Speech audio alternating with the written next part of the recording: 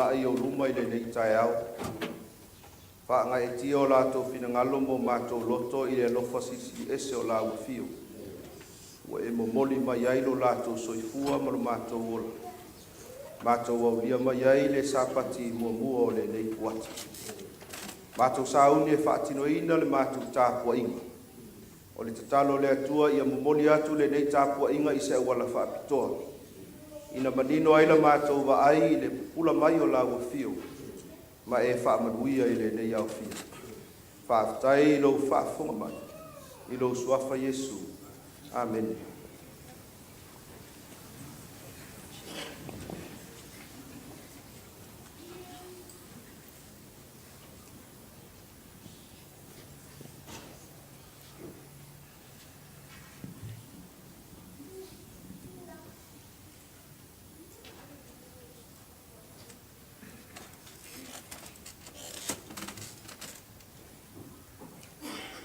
Talofa la inga pele o le tua le nei tai au sa pati talofa lava.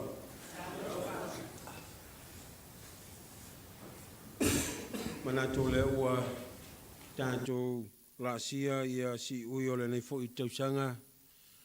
Le lofa mleanga le o le tua e ala i le kuata muli o le nei tausanga. Le ua tātou tu vai mai sa pati mo le masina lon sfulu. I le nei tai au i le lofa mleanga le o le tua. Ma e au na tātou patia le lofa ma le anga le lei whaasosoa lo tātou tamai le langi. A walo na lofa le ua whai ai o na tātou sila whai le nei tai au mātungo fie. O te fia o mai ai ni se soa whai tau, le whiong pa ia le tua ta i mua le tātou vi inga ma le tātou whaftai le nei tai au. La al whai salamo tu se o tāwita le salamo tau sumal whaa, o te fia whaitauina ni si o soa whaitau e whapenei.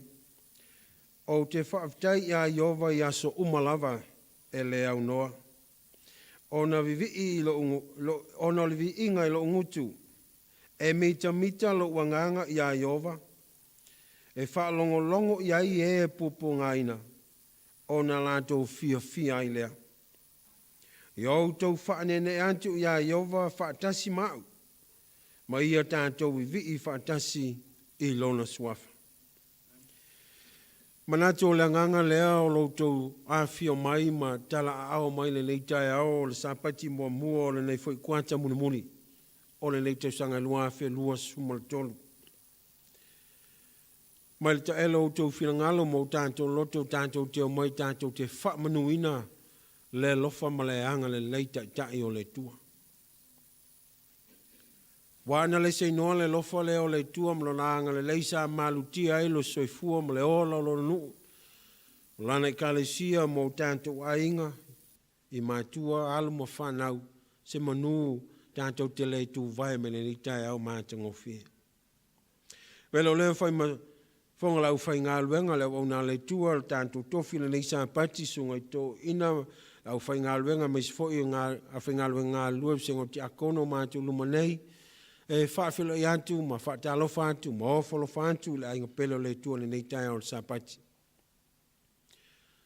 E uia ana tātou hawhatia i peau vale o lo langa, ma whaingata, ma whaafita auli, sa hafso ina ila tātou whainga malanga le nei tausanga. Ai maofa le lofa ma le anga le lei o le tua le tio al whai salamu. I au tātou vivi i whaatasi i le tua ma tātou whaamanuina. Lona lofa ma lona anga le lei. Whaafta lofa ma whaafilo i atu a inga ma lavo le kalesia na i o tātou mātutua, ta māmtina mātutua, le au talvou tama teine se i o tau walo mā tātou whanau. Whaaftai le lofa ma le anga le lei le tua e ui a na iai whaafita uli o mai o soifuanga e o lava le malanga le malimo le oti e a whaatia ai le tātou whai ngā malanga.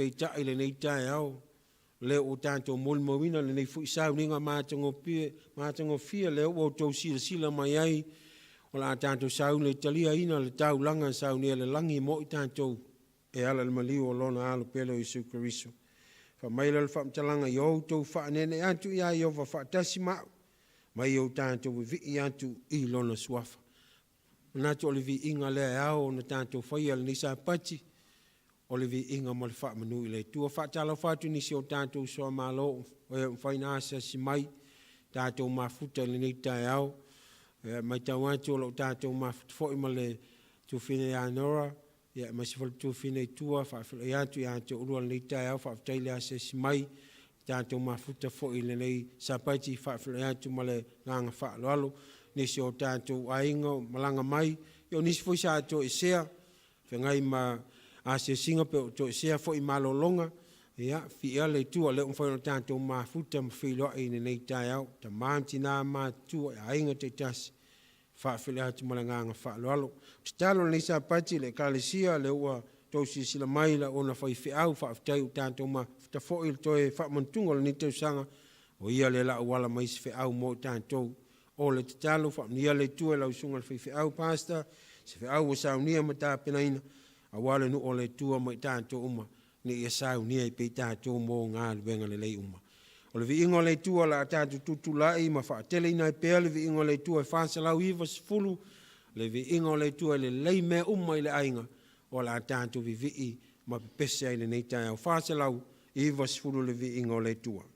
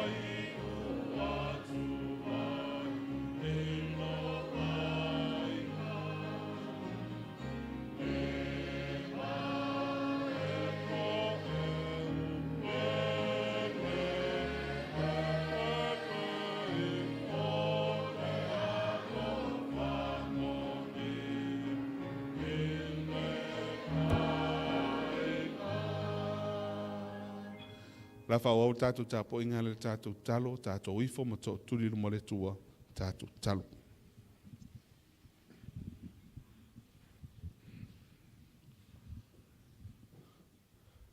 Lo mātou tamai o le langi. Wa moni ma whamaoni upore nei vi inga, sa o mātou vivi I, malangi whitāria I le nei tai au au e whaafonga mai le langi. E ma eu le mātango whio lo walofa, e te tonu o le nei ainga, lau ainga e kālesia o mātou poto poto, ma o mātou avatu le nei tā ulanga ma le nei tā po inga ia te oe le nei sa pati. O le anganga ia te I mātou ia whaateleina pea, ma ia sanga whaamanuina pea lo suafa manu malo ta mā. A wā lo wa au taitai ma lo wa au la veai, sa e taitai mai ai lo nuu, mai la mātou savalinga le nei vai aso se ia tau mai I le nei tū lao lo sa pati. Mātou te whaaftai atu ta mā ia te oe. Le ngata fo I lea pe a mātou te tūma, mātou te tepa I le mamaola mātou whai ngā malanga mai lama le amatanga le nei tau sanga. Sa ia mātou tau nuu mai le ruai sa pati o le nei kuata muli muli po le kuata lona whao le nei tau sanga. Le tua e ofo mātou loto pe a mātou te wāwai atu I lau olofa ia te I mātou. Lau tau singa ia te I mātou. O lau whaatasi ma lau mafutaina I mātou I so se mea mātou te iai. Le tua e ma eu lava le mātango fio lau olofa ia te mātou. Le au ia te mātou lau whanau. Mātou to tuli atu mo mātou puna no mo mātou wifo atu I ate oe. A wawa te tau lava I ate oe le vi inga o le wha manu ma le wha anetanga. Ma I vi I atu mea uma lava le neina rolanga I ate oe. Le tua o mātou loto le nei tūla tai au, a mātou whaia le nei tāpua inga. A mātou sauni mātou te whaatali. I lau whina ngalo whaali mo I mātou. Ele ngata I leo o le mātou vangavangaia ma lo mātou sio mea o le sākala meta o le whaamanatunga I peo nei whaatuina. E o mātou te talo ia te oe le tua. Ele ngata o lau upu o le au mātou whaalongolonga le nei tai au o le sauninga o le whaamanatunga. Mātou talo ia te oe. E na ia vene sauninga o se whaamnianga I o mātou o langa. Au mātou wola ma iai le nei lano langi whaingatā ma le tele o whaafita auli, a mātou wa ai atu le luluti mai, o whainga le li o le nei lano langi mātou te talo atu ia te o e ta maa whaamole mole le nei tūla tai au. Ia e umawina o mātou wola whaamole mole. Le ngata ia te I mātou, o lau whātou tua uma, o mātou le na tusa le nei tūla tai au. So se whata whaitau langa, mātou te talo ia te o e ina, ia tofu sia whaatasi I mātou, ia o whaamnianga. Mātou te le whaangaloina na I o mātou ainga, o ta māmati nā mātutua e o lavai alo mo whanau a le kālisi o whaatautolia I ainga le ngatai leo mo ta ngase ngase. I la tau o lo o la tau maua mai I ale nei tāpua inga mo mātou mafuta whaatasi ala I nunga o penga ta whailangi nei tai au. I e ei whaatasi au whaamnianga mai mātou. Ia whaatasi mai o ele amataina o nei sauninga se ia mātou whaiwina. Ia e whaamangalo ia te I mātou o na tele o mātou se maang salatama o na o lau lava swafa Iesu o mātou wole ma te talo tuai nei. Amen.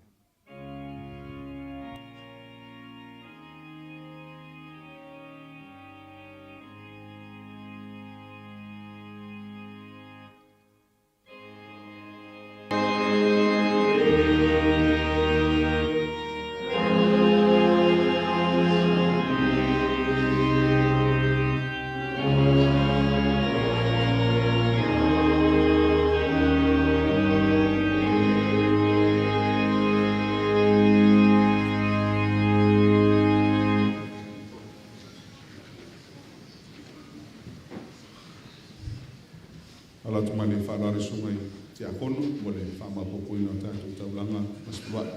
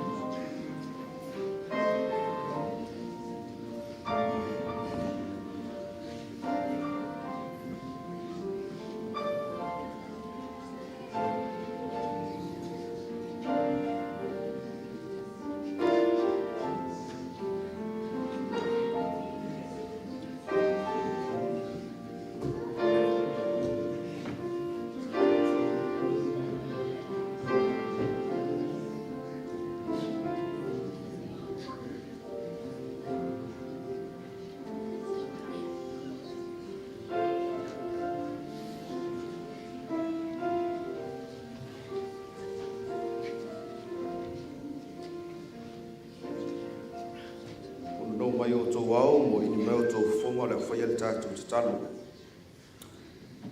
Le atua e tele na wau manuia sa e wha manuia mai ai i le nei au fia. Sa e sa mai ai le langi atoa le atua i le nawa yaso. Le ua mātou wha fo atu se vae ngai titi na e whetalai mai ai au a fionga paia. Ina ia mātou tui natu. Ato ai le atua ma le whaitaulanga alo nuu ma u tangata. Mai le taele o lato fina ngalo mo mātou loto. Mātou te tui natu ai nei taulanga. Whaapaia, whaamanuia la wafio, mo le whaalau tele ina o le tala le lei. Whaamanuia ia te ilatou na foai. Sile iona e whaamanuia le atua i le soifua tautua lau e kālesia. I lo suafa Yesu. Amen.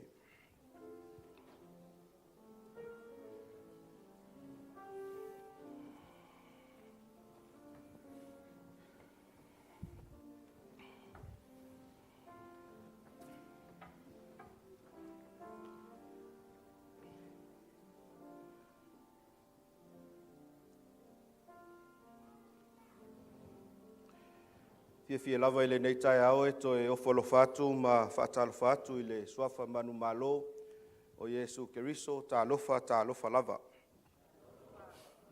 Whaaftaia le sunga le teitai, sunga ia manu taala mo upu Failauga. O upu e whaatalofa e talia i nai le paia o le tātou e kālesia. Ia maise nai a tātou usoa malo. Ia e whapea i fo i lātou o loo mafuta mai i lunga o peau ngalu o le ea. Mātou te talia ma le nganga whaaftai i o loo tō whaatasi mai i le tāpua inga a le kālesia sufito le toe fio mai Wellington e Samoa i le nei sapati. Sapati le nei o se sapati whaapitoa e whaapitoa ona o le sapati o le atua o whetalainga a le atua i le tuspaia ina ia o tātou tausi ma whaapaia i lona aso. O le aso wa uma o na whaamanuia iai, wa uma o na tu eseina mo le atua, mai whaapitoa ai le nei sapati. Ai mawhaifoi o na u whape atu i le tai au nei e whaapitoa le sapati le nei o na o le sapati o le whaamantunga. Sapati mua o le kuata muli o le nei tausanga. O aina ilo ma talo o le a momoli mailo usoifua ma lo wola. I le nei mamao wa tātou tini tau nuu mai ai. E moni ai upo le vi inga sa a mata i le tātou tāpua inga. E ma eu le lei o le atua. Mai vi i ai ma whaafetaia le atua. O se avanoa e tātou te toe tō manatu ai mo tātou toe vaai. I le taulanga tōngi ola na whaia Yesu mo i tātou. Pupu lava ia se whaamalosi mo oe le tangata whaatuatua e maise i tātou uma ua mawhai ono tātou mafuta mai i le nei tai au i le autu o loo i lunga o le tātou i e whapea ia o tau whaia ma whaamanatunga ia te au. Do this in remembrance of me. Sei o tātou te talo. E le atua a o ino mātou te talaina ua fionga paia. Ua nao la ua fio lava e mawhai o na e whaangangana ina lau au whaingaluenga ma au auna. Ina ia momoli upu o leola, ina ia talia e o tangata ai maise i mātou uma. E tā pena i mātou e le ngata i le taimile nei, a o le aso e te toia fio mai ai. Whaamanuia mai la ua fio i lau suafa Yesu. Amene. E maua i le tusi o le mua korinito a o lona mata upu e sifurmaletas. Le whai upu e lua sifurmalefa ma le whai upu e lua sifurmalelima. E whaai ai upu a le apostolo Paulo i whai upu nei e lua. I upu nei ia o tau whaia le nei mea ma whaamanatunga ia te au. E te toe tilo ma e toe vaai le whai upu e lua sifurmalelima. O upu lava ia o tau whaia le nei mea ma whaamanatunga ia te au. A o lunga atu le kālesia o whai upu nei o loo tala noa ai e whaatatau i le areto ma le waina. Ai tau te sila fia ina ua toe whaitau ma toe whaitau vaenga nei o le tuspa ia. E fōlinga mai ai i le molimau o le apostolo Paulo. O le taimi ai ma le taimi inu. E tatau o na manatua ai Yesu. Taimi ai ma le taimi e tau mafa ai sau ipuvai. E tatau o na manatua ai Yesu. Sa o pese. Pule a oto. Te le ta ua atua le tali. Ai pule a oto. Ai o upu nei o lo tau tala i le apostolo Paulo i le ekalesia i Korinito. O upu o lo o ia si itia mai. I feta lainga a Yesu. Lea na ia whaia i taimi muli a o luma na ia ilo na whaasata roina. Fe mai Yesu o na tango ai lea o ia i le areto ua whaafitai, ua tofi ma abatu ia te ilato ua whaapea atu. O lo utino le nei ua foa ina atu mo o tou. Tou te whaia le mea nei e whai ma whaamanatunga ia te au. Tou te whaia le mea nei e whai ma whaamanatunga ia te au. O le fesili. O le ase mea e te manatua ai Yesu. Mea ai, mai inu. O ani mea e tātou te manatua ai Yesu. Pe mai ia le autua, whaautuina i le vaenga leo le tātou whiau. E tolu ni vaenga tāua.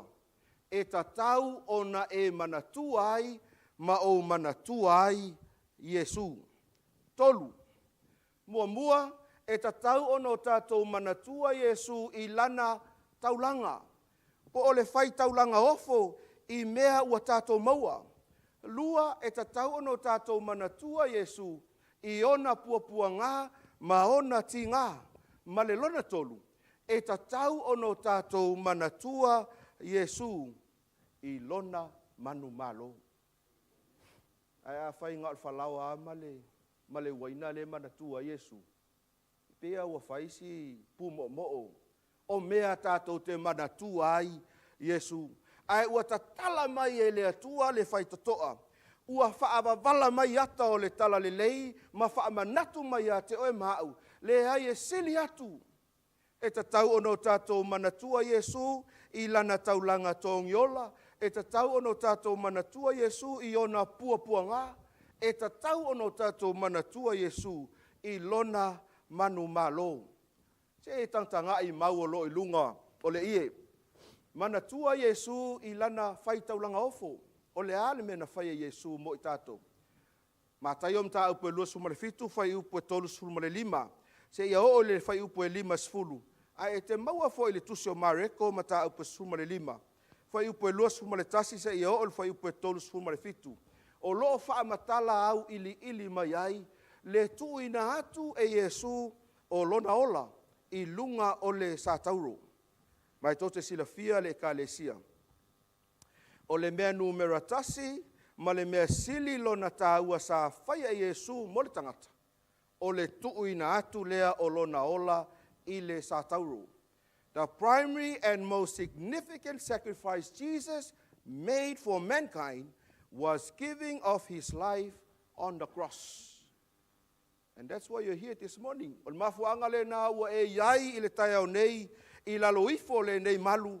O loo e manava le manava ola mai le atua. Ona o le taulanga le atua, le taulanga Yesu, sa whaia mo i tātou. Lona lua, o le isi vaenga sa whai taulanga ai, Yesu mo o e mahau. Whai mai, sa tuina atu, lona tangata e le ai se angasala. Lona nā tura i le ai se angasala mo oe mau. Tā ua le whamtalanga o lo maua i le lua le Korinito. Ma tā upo e lima. Au lona whai upo e lua sfuma le tasi whai mai a wā o ia na le iloa le angasala. Na whaia lea e ia ma angasala o le sui o i tātou. Ina ia avea i tātou ma a mio tonu a le atua ia te ia. God made him who had no sin, sinless, to be sin for us, so that in him we might become the righteousness of God. Iesu ele ai sana ngasala. Aina ia ofo mailo na ola ina ia tau aveina tātou wangasala. Ina ia maua e oe mau le a meo tonu a le tua. Whātaulanga ofo Iesu lo na mamalu. O loo maua i le tuso Filipi mata upo e lua. A olona fai upo e fitu. Se ia o le fai upo e valu. Ma na ia le whaperetania fai mai rather he made himself nothing. A e ma fau i upu. O lo tusia le apostolo Paulo. Jesus had everything. Sa ia te ia mea uma i le mamalu ma le silisili ese i le malo o le tua. Ai fai mai whamtalanga le tuso Filipi. Ua wha maulalo e ia te ia. Ina ia winga ia whaatasi ma le polonga. Ai alo e su e le polonga. E le aini mea le polonga. Na olona maa losia e tautua. Ai ua au mai e le tuspaia. Le ata o Iesu mai lona mamalu tele i le langi. Ua ia whai taulanga ai. Ina ia mawhai o na maua e oe maau. Le manuia o le atua. Remember his sacrifice. Manatua lana taulanga. Manatua lana ofo.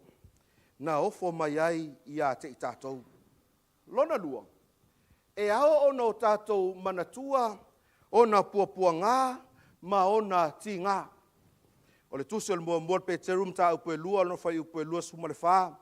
Tātou te manino ai o puapua ngā a Iesu Keriso i lunga o le sātauro o loo whaamatala manino mai ai lana taulanga tō ngiola mo le lavea ina o le tangata. Mua mua Peterum tā upo e lua, fai upo e lua suma le whā. O le na aveina e ia lava a tātou wangasala. I lona lava tino i lunga i le la au. Ina ia te tea o tō maangasala. Tātou te nofo ai i le ami o tonu. O ona wha lava lava. Ua maa lolo ai i tātou. Ona ti ngā ma ona whaingata. O ona wha lava lava. O le sisina ifo o le toto i lona au. Le amo ina o le sātauro. E iei le manatu le ekalesia. O mea ia e ao o no tātou manatua. Lua. E ao o no tātou manatua i o na ti ngā ma o na puapua ngā. Ia lo na alofa muti vale. Le alofa e le whaatua o ia. Whai mai o le alofa lea e matua i lo loto. E se a o na maua e se tangata soifua.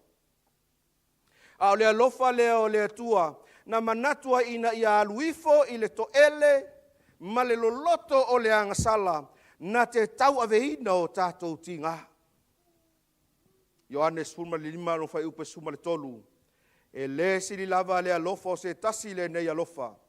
Ia tuina atu, e se tasi lo na ola e suia i ana uo. Greater love has no one than this, to lay down one's life for one's friends. E ka le sia ma le ainga o le tua. O le moni mau o le apostolo Paulo le tuso Roma mta upe lima luna fai upe valu. Ua whaali tino ina mai e le tua lona lava alofa ia te i tātou. Ina ua maliu ke riso masuyo i tātou. A o tātou hanga salapea. Pa ngā le atua alofa. Po le a lava le lunga la lofo fuanga ale tangata. Le fulitua i le taimi ma ngalo ai le tua. Aina puapua ngā mati ngā oia. Ona o ata tau sala. Tolu o ona puapua ngā. Pai mai whaptalanga al tusio e Peru. Na i loa ai le uinga whaatasi o le atua ma le tangata. Le leina tutusa, e Peru e whaano whai upasfuma le lima, male se fulu ma le ono, fia whai tauina, whai mai, a wā e le ia te tātou se whai taulanga sili, e le ma whai o na ti ngā lofa whaatasi mai tātou i o tātou vai vai. A ua whao soina o ia i mea uma pei o i tātou, a ua le ai se anga sala ia te ia, o le mea lea, ia tātou whaalata tuai ma le whaamalos. I le nofo alii o le alofa tūnoa. ina ia alofa ina ai o i tātou. Ia maua i fo i le alofa tu noa e fe soani mai, i ona aso e tatau ai. Le ke riso lea na te malama. Le ke riso lea na te silafia o e mau. Silafia o tātou vaivainga ma mea tātou te toi lalo ai, a o le taimi lava e tasi.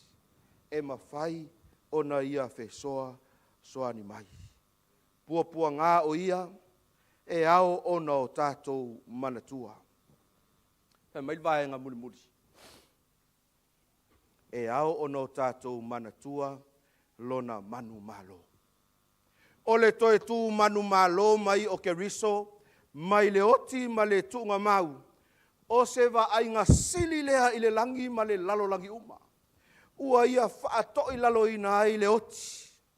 Le malosi o le oti e tā ofi ai tangata i le palapala ma le ele. Pei tai vi ia le atua. Manu malo ai Yesu ke riso. E le itioa a whai mai le apostolo Paulo i le tusi o Korinito. Mua le Korinito ma tā upa sfuruma le lima le o tie o fea o iai lo tui. Le tuunga maue o fea o iai lo manu malo. O le tui o le oti o le angasala lea. O le malosi fo i o le angasala o le tula fono lea. Ai whaafetai le atua. O le na te fua ina mai le manu malo ya te tātou. Talu lo tātou walii o Yesu Keriso. O le manu malo Yesu Keriso lo tautala iai le tusi o Roma lo nam tau pumomua fai upe wha. Na avea ai valo anga e whaatatau ya Yesu Keriso i le lumanai. Ma wha maoninga. O le toi tu manu malo mai o Yesu Keriso. Na manino ai le misiona le atua. Lea sa a mata isu e suenga o le kuata le nei. Le misiona le atua ina ia la veai le tangata hanga sala. Ai le ngata ile. O le manu malo Yesu Keriso. Ua mawhai ai o na maua se le lenga. I le vā o le tangata ma le atua. Tā ua ia o le whaamtalanga o lo tu sia ngā luenga. Tā upe lua whai upe lua sumalwha. Whai mai o ia ua whaatu ina mai e le atua. Wana tatala i puapua ngā o le oti. A wana le mawhai o na tāo fi ina ai o ia. Vaenga muli e tātou te manatua ele manu malo Yesu Keriso. O le wha moe lea. Mo soo se tangata talitonu ia te ia.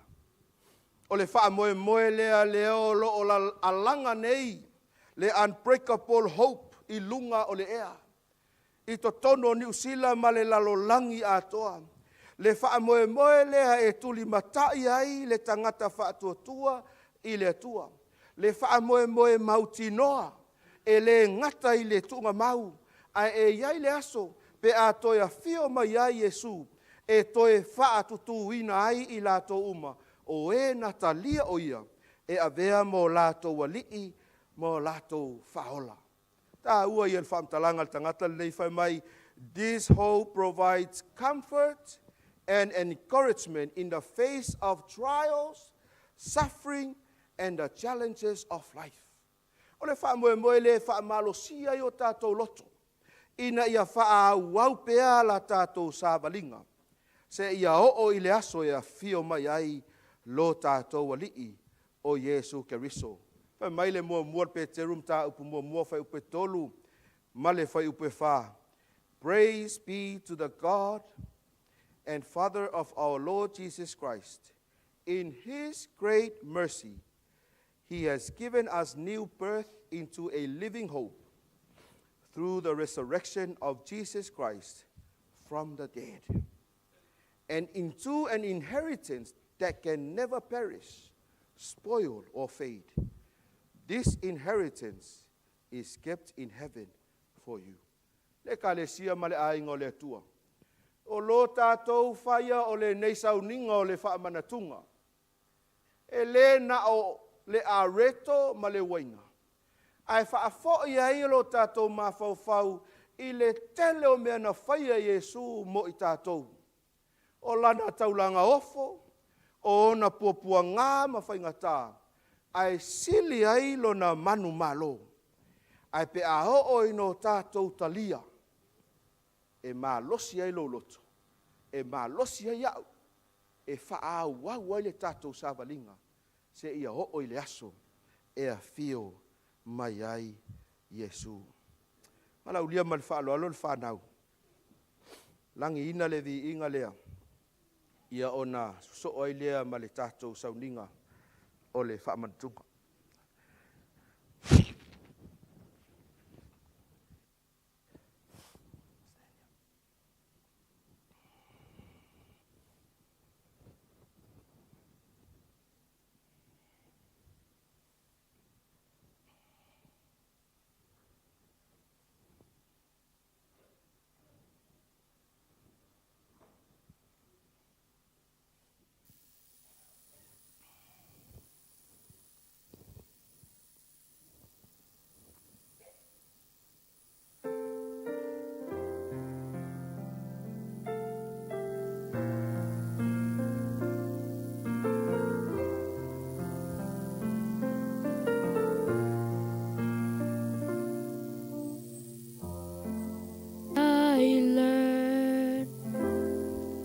To be honest and true,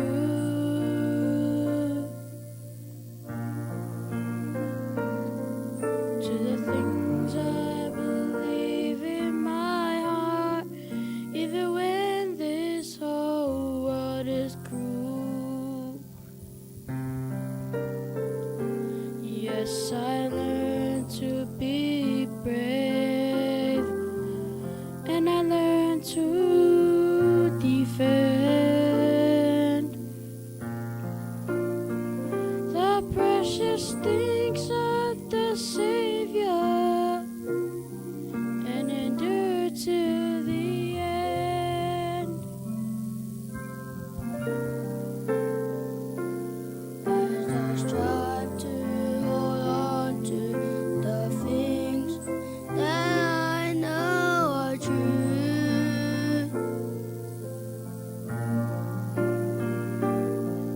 Temptation, they beckon to me and try to subdue. It takes courage to win and nothing to lose. And now I pray for His mercy as I struggle to choose.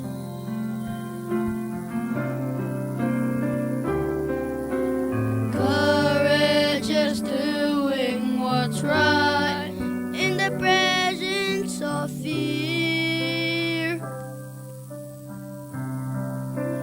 It takes courage to do what I should when no one is near. Courage is my way of saying I will follow Thee. When the world walks out on me.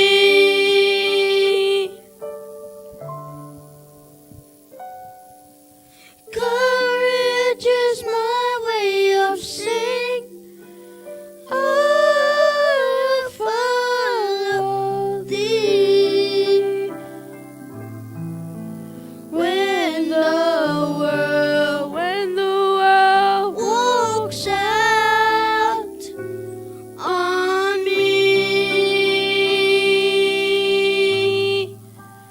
Oh.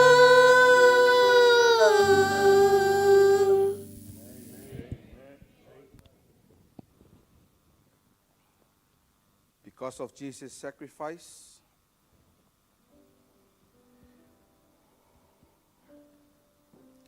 courage is my way of saying, I will follow Him. Au tata mai e tai ia le instruments. Malaulia mal whaaloalo ia tia kono tina.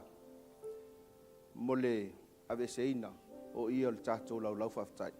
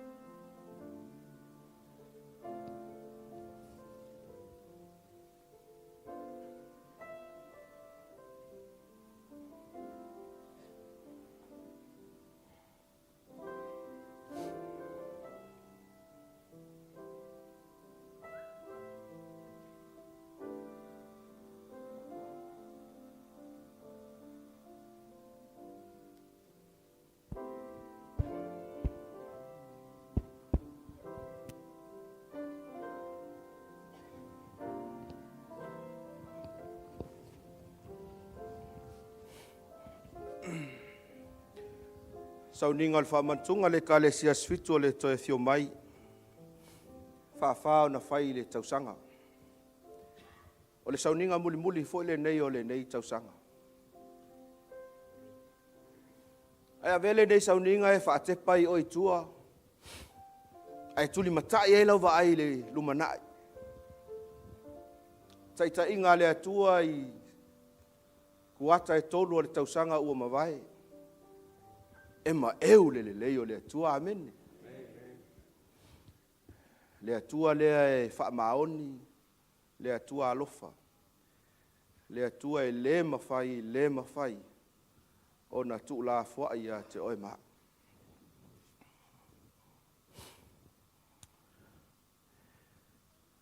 A vele nei sauniga o se whaamalusinga, ma se awala. Ina ia whaaloto tele ai o ele tangata e kalesia. Ma le tangata whaatuatua. Ia mai se fo i lato uma ua sauni. Whaonga ina lo lato soifua i le ngaluenga le atua. I le nātausanga lua o lua wha.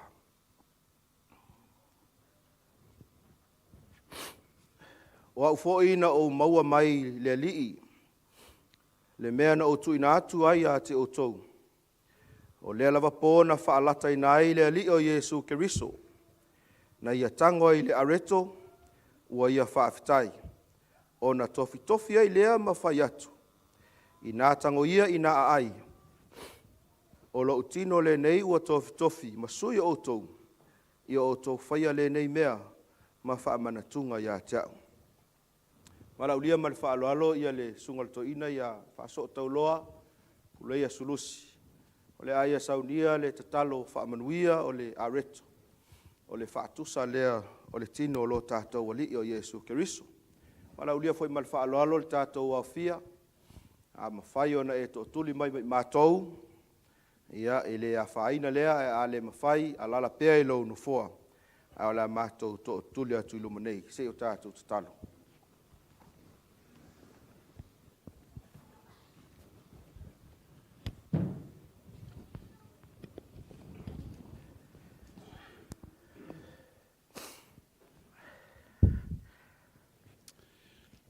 Lo mātou tamai o le langi. La mātou sauni e tang fia ma whaangaina le areto ua maea o na olo palaina. Wha manatu mai ai mātou le whaamomoina lo tino pa ia le tua. O le a mātou talia ina le leitai au. E wha manatu mai ai te mātou lo alofa ma lo wanga le leia i mātou. Whapa ia iai le tua au mātou whangaina.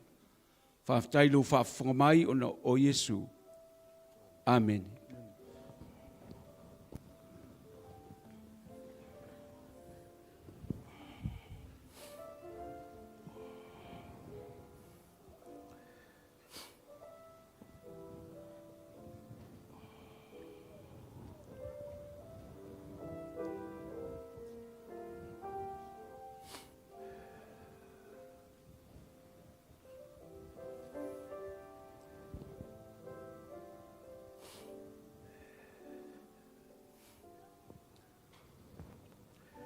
o le nei areto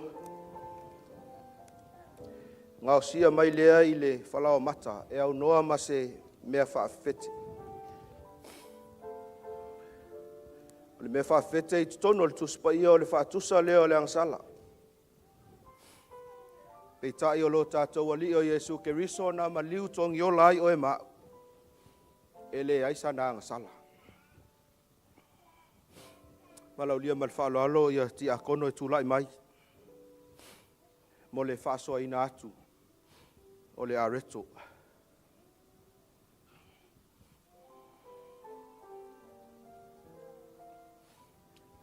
Awa ngai atu ia ti akono mo le whaasoa ina o le areto. O le a tātou vivi i whaatasi le vi inga o le atua o lo ilunga o le tātou ie.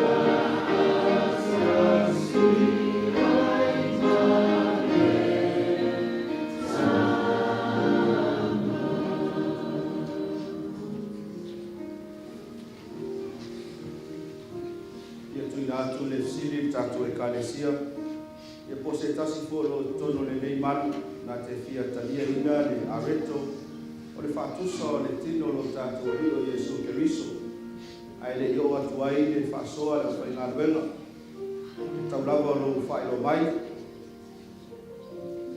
a whai le ai ia mātou te whaelo atu tātou e Kalesia o le a tātou talia whaatasi le areto.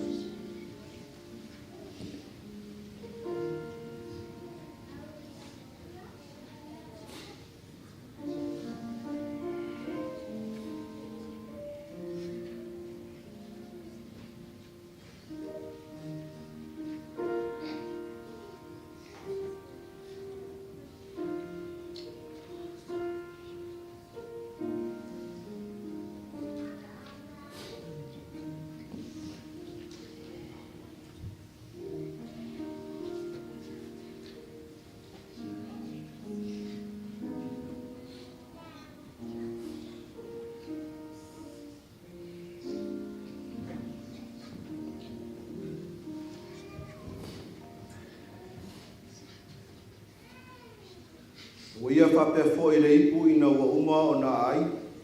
Ua whape atu. O le ipu le nei o le whenga inga fōu lea i o toto. Ia o tō whaia le nei mea ma wha manatunga ia te au. Ia aso uma tō te inu ai. Walau lia mat whaaloalo le sunga to ina ia masoe. Sau ia le te talo wha manuia. O le sua le vini. Wha tusa le toto lo tātou li o Iesu Keriso. Tātou ifo matatana.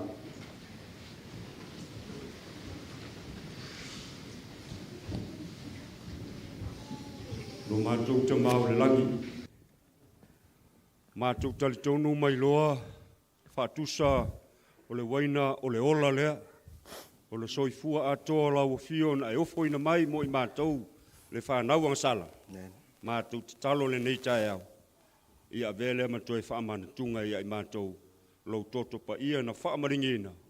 Ina ia māngaloa ia mātou sala. Whaaftai Jesu. Amen.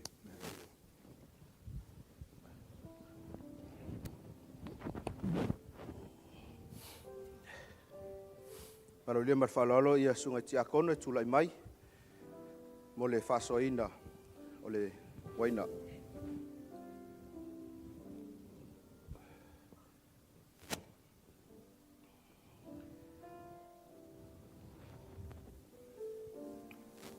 Ngai atu ia le senga o ti akono. O le a tātou vivi i whatasi i le vi inga o lo ilunga le tātou i.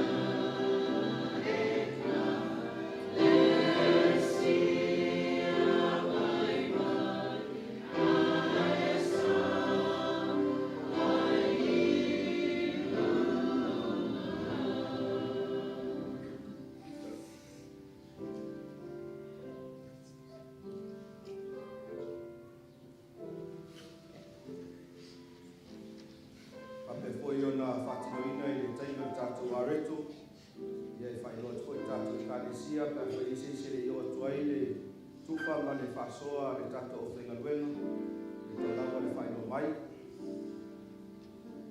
a fai le aio le tato tania fantasi ia le waina su o le vinde o le fatusa o le toto lo tato o Iesu Keriso tato tania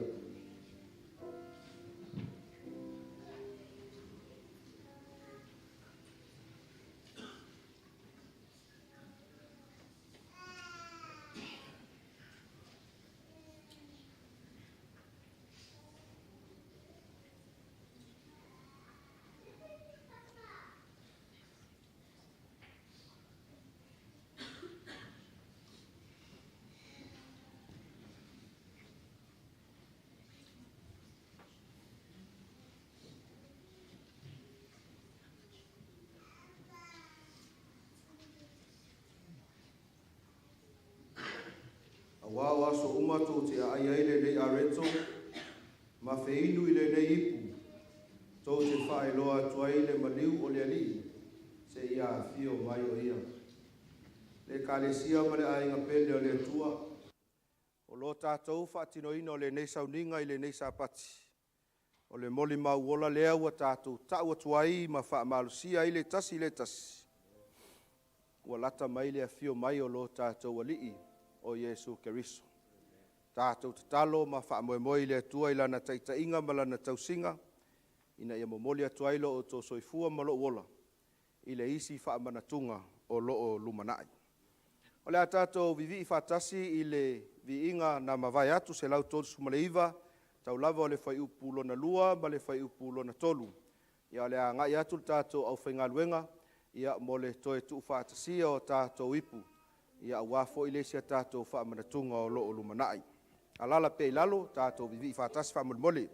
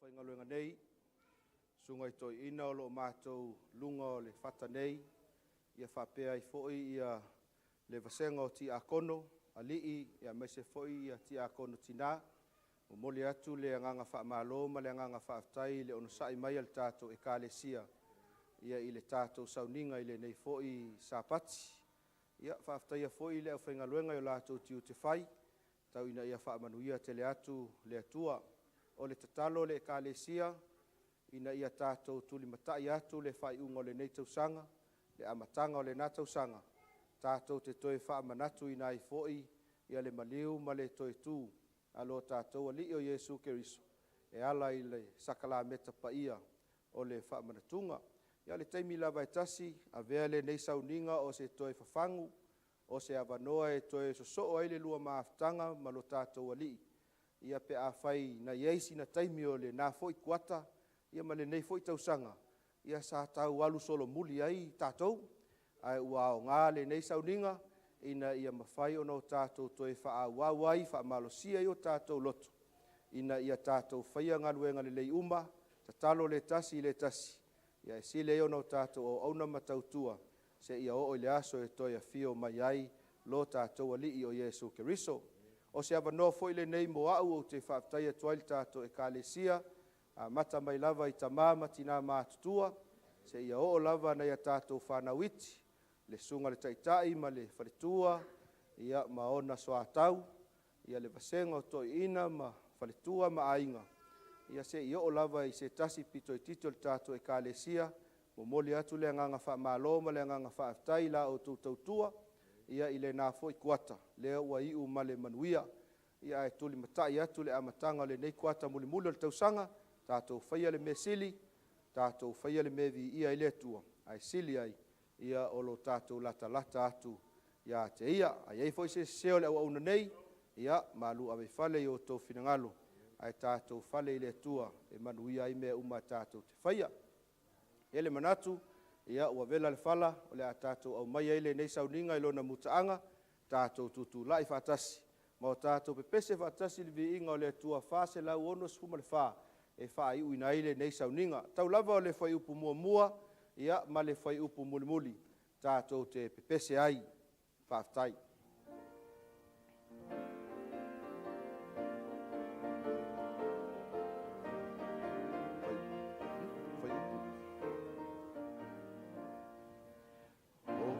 So le tai au malosi, tato tele toe tu, ulia la va, uye le mali.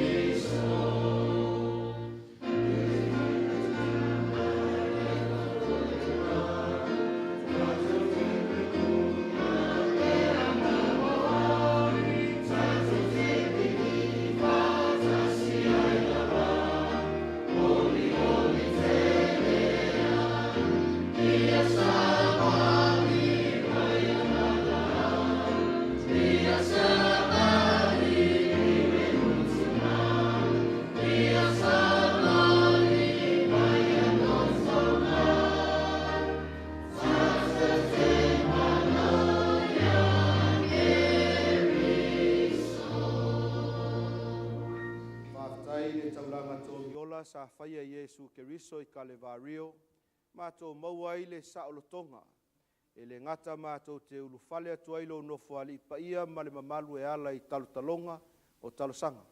A o le malosi i le tino e whaauau e le sāvalinga, pe tai ai mawhita i le ala a o loo e wha malosi mai le anganga, vi ia la ua fio e le au noa. Ia i lunga o lau e kālesia mau tangata nei le alofa tū noa oe lo mātou tamā, le file mua Yesu Keriso lo mātou alii, le mafutanga vāvāla lata, ma lo wanganga nei se i o i le whaavavau lava. Amen.